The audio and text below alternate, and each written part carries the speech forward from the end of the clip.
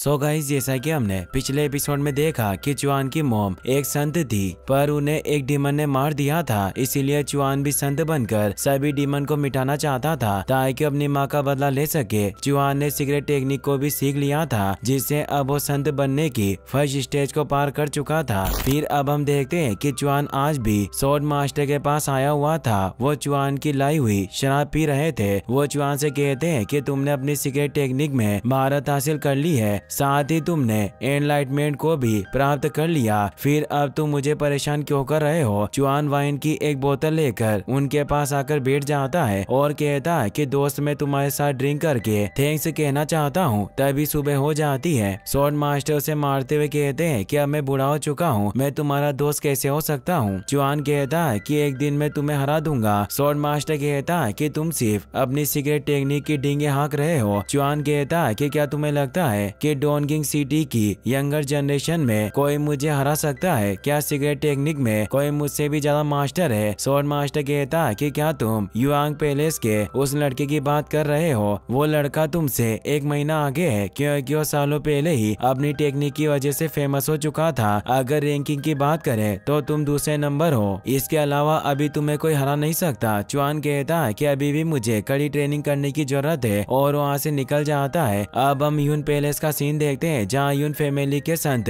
Cultivation कर रहे थे, जिनका नाम यून वाई हाई होता है। वो अपने बेटे को पास बुलाकर बताते हैं कि मेंग परिवार की संत सेन मेंग जल्दी मरने वाली है, उसे एक बीमारी है। उसने अकेले ही डीमन किंग के साथ युद्ध किया, पर थकावट की वजह से वो हार गई। डोनगिंग सिटी में संत के 3 फैमिली है, जिनमें से मेंग फैमिली बाकी 2 फैमिली को कंट्रोल करती है। पर अब बिना संत के उनका परिवार संत फैमिली में नहीं आएगा। इसीलिए मुझे लगता है कि बाई परिवार जल्दी मेंग परिवार पर हमला करेगा। हमारा यून परिवार भी इस काम में दूसरों से पीछे नहीं रह सकता। फिर हम बाई फैमिली के पेट्रियार्क बाई सान को देखते हैं, जिसे भी पता चल चुका था कि मेंग परिवार की संत सेन मेंग जल्दी मरने वाली है। इसीलिए अपनी बाई फैमिली के एक पावरफुल गार्ड को वहाँ बुला लेता है, जिसका नाम बाई वे था, जिसके साथ वो मेंग परिवार के रेस्टोरेंट में कब्जा करने के लिए आ जाता है और वहाँ के लोगों को मारकर उसे अपने कब्जे में ले लेता है और सभी डिश को खाने लगता है। वो मैनेजर की आंख से कहता है कि यहाँ का खाना बहुत स्वादिष्ट है, ये मुझे अपनी माँ के खाने की याद दिलाता है, इसीलिए मैं इस रेस्टोरेंट को खरीदना चाहता हूँ। मैनेजर कियान कहता है कि हम इस रेस्टोरेंट को नहीं बेच सकते। तो बाईसान कहता है कि तुम्हारी मेंग फैमिली में कई सारे बिजनेस है, तो तुम मुझे छोटा सा रेस्टोरेंट क्यों नहीं दे सकते? क्या तुम मेरा सम्मान करना भूल गए हो? कियो को भी पता चल गया था कि कोई उनके रेस्टोरेंट पर कब्जा करने आया है, इसीलिए वो जल्दी से चुआन के पास आती है, जो गार्डन में शॉट की प्रैक्टिस कर रहा था। वो दोनों जल्दी से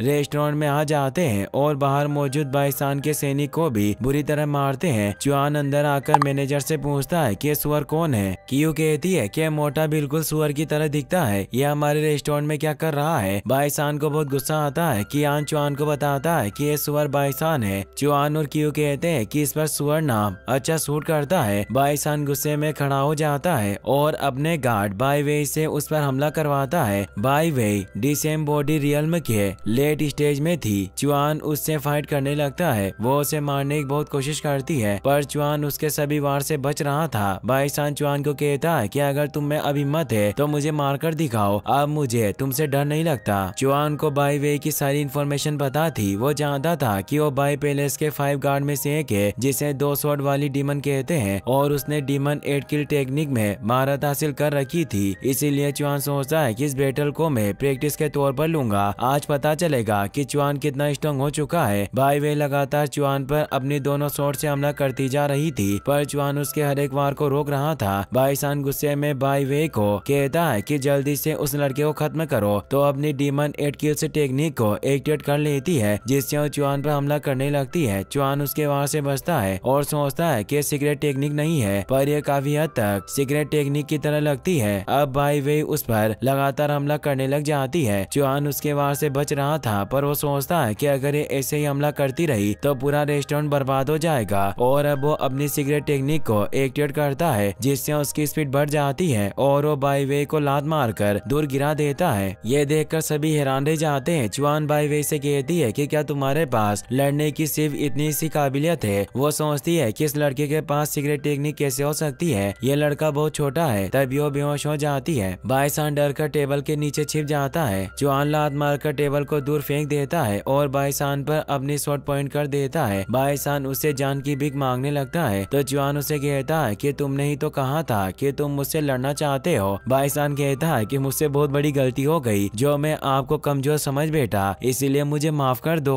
चुआन उस पर जोर से अपना पैर मारता है और पूछता है कि तुम हमारी मेंग फैमिली को क्यों परेशान कर रहे हो। तभी वहाँ चुआन के डैड आ जाते हैं जो उसे रुकने को कहते हैं और बताते हैं कि तुम्हें मेरे साथ चलना होगा। अब हमें हॉल ऑफ फायर का सीन दिखाया जाता है जो मेंग परिवार का हॉल था। वहाँ यून फैमिली का पेट्रियार्क यून फुआन आया हुआ था क्योंकि वो अपनी बेटी के मैरिज एग्रीमेंट को तोड़ना चाहता था। वो मेंग परिवार के पेट्रियार्क लॉर्ड मेंग से कहता है कि आपने मैरिज कॉन्ट्रैक्ट अभी तक यहाँ पेश क्यों नहीं किया, क्या आप जानबूझकर इसमें देरी कर रहे हैं। लॉर्ड मेंग कहते हैं कि तुम गुस्सा मत हो, दाजियांग रास्ते में है और वो मैरिज एग्रीमेंट को लेकर आ रहा है। फुआन कहता है कि तुम सभी को पता चली गया होगा कि मैं इतनी जल्दी क्यों कर रहा हूँ। अब हमारे फैमिली की स्थिति तुमसे ऊंची होने वाली है। वहीं चुआन रास्ते में अपने पिता से पूछता है कि आज हम हॉल ऑफ फायर में क्यों जा रहे हैं तो उसे बताते हैं कि असली मर्द को अपनी वाइफ को ढूंढने की चिंता नहीं करनी चाहिए। तभी वो हॉल में पहुंच जाते हैं। यून फुआन दाजियांग से कहता है कि तुमने आने में बहुत वक्त लगा दिया, क्या तुम अपने साथ मैरिज एग्रीमेंट लेकर आए हो, तो उसे वो मैरिज एग्रीमेंट दे देते हैं।